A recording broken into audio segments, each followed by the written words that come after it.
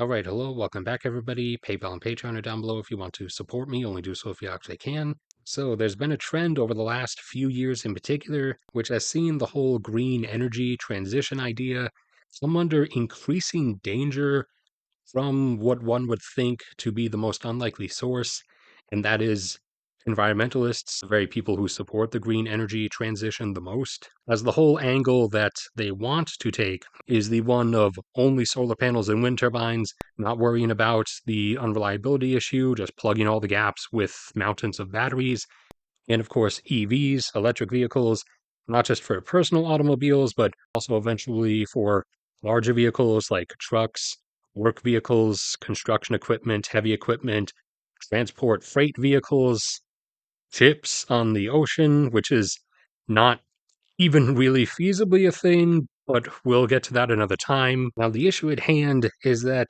these things require things of their own.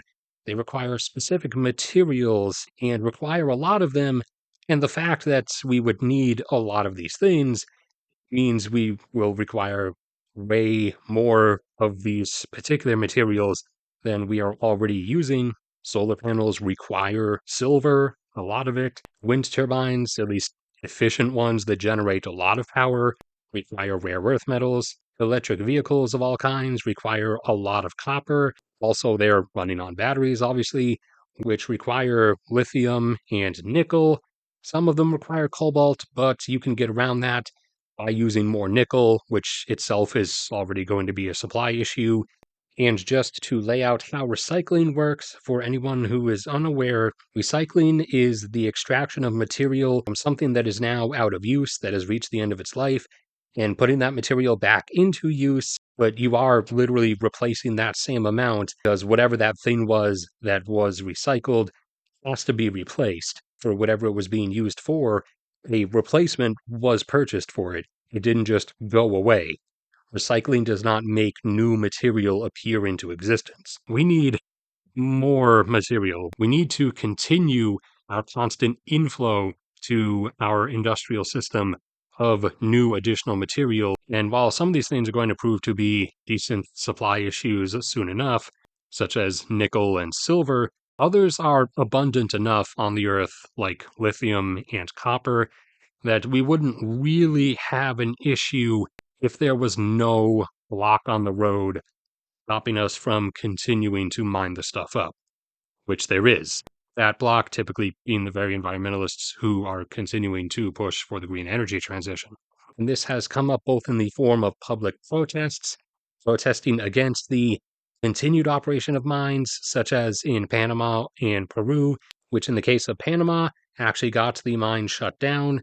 And in Peru, while their government thankfully isn't shutting things down, the protests do continuously cause off and on stoppages for a few weeks at a time for various mines across the country, which is a sizable issue because Peru is a decent supplier of copper and especially silver. Then issues have also come from governments themselves, particularly Chile's new government that they elected a couple of years ago, which is a very green leaning government, and with only very few exceptions, has essentially not allowed any extensions of mining permits for any mining operations, ranging from copper, which Chile is the primary global supplier of, to silver, to now also lithium. And this affects already quickly becoming dangerously noticeable, with Chile's copper output declining now by over 10%. And then, of course, there's Europe, where stuff occasionally gets found. Like there was some lithium in Serbia and a few things in some other places. But when anything comes up in Europe, it essentially immediately gets a big red X drawn over it.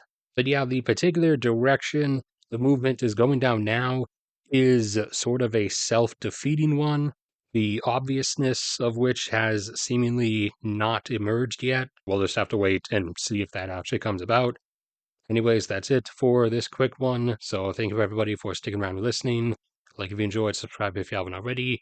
PayPal and Patreon are down there if you want to support me. Only do so if you actually can. In either the description of the video or in my YouTube profile, there's a Google Drive link to a folder with all kinds of different docs containing graphs, charts, data, essay write-ups, everything with stuff about oil and gas, energy, minerals, mining, demographics, everything. It's all there 24/7. It's free. The link to my cat's channel will be in the top pinned comment as well. May God bless and protect all of you, and I will see you all around next time.